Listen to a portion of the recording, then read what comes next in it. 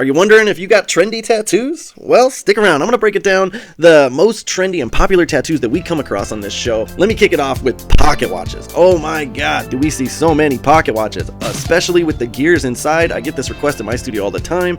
Gotta have the gears showing in the inside, and not to mention, a lot of clients have to make the time of day either coincide with somebody's time of death, or maybe the numbers equaled out their birthday. Whatever it is, it's really trendy. It's done so many times. So if you're thinking about getting a pocket watch, trust me, you will not be alone. There's a ton of people that have them. Be very wary which artist you pick though, because a lot of artists are going to give you the half-ass version like this. Another one right beside pocket watches is compasses, for sure. Man, we get so many requests for compasses. We see them on the show all the time, either these two-dimensional versions or gaining popularity as these 3D versions just like this. A lot of people want to show their nature side and that they're a wilderness nature kind of person, and they got to get the compass with the map in the background. It's really overplayed right now, so just be warned, you're not going to be alone.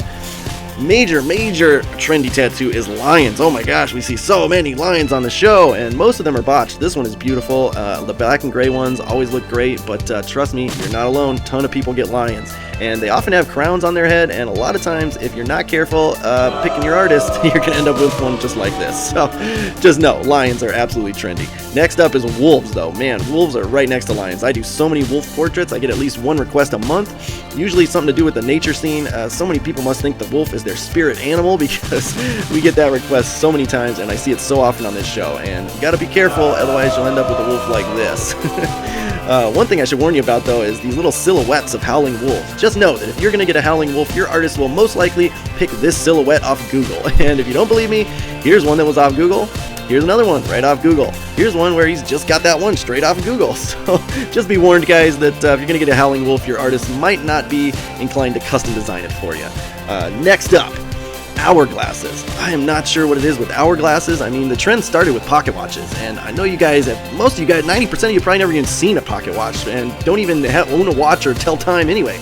But for some reason, pocket watches and hourglasses just came into this sort of retro concept that you guys all dig. I can appreciate it when they're done well. I like it. There's a lot of different ways you can do them, but be careful. You get the wrong kind of artist, they're going to give you a goofy looking one. Next up, and this one is driving me nuts lately. I don't know where this trend came from, but trees and forests, pine trees especially. But some guy a long time ago must have gotten some pine trees wrapping around his wrist or his ankle, just like this. He thought, it's so cool, it turned out great, I'm gonna post it on Google, and oh my god, so many people now have pine trees and request pine trees off their wrists or their ankles. It's just non-stop. I get the requests so often, you guys. So just know that if you're thinking about getting some trees, that this is just way overplayed. And be careful which kind of artist you pick to do it if you are gonna get one, because a lot of artists just don't quite get how you're supposed to make them look realistic. So be warned, be weary.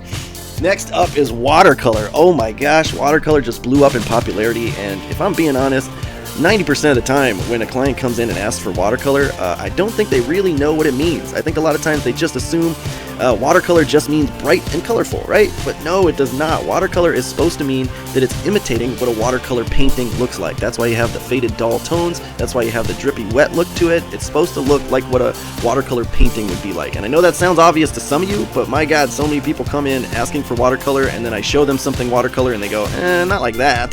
So trust me. Also, a major kind of style that not every artist can do. So be really careful when you're picking an artist for watercolor. I'm sure a ton of them will tell you they can do it, but not all of them can. So be careful.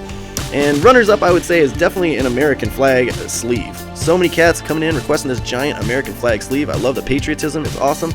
But if you're thinking about getting one, just know that it is way overdone. A lot of guys have this kind of thing. But that's it for my list, you guys. Feel free to add your own in the comments below. All those tattoo artists that follow me, I know you guys got some that you are just sick of doing. So put it in the comments below. Let me know what you're sick of seeing this year.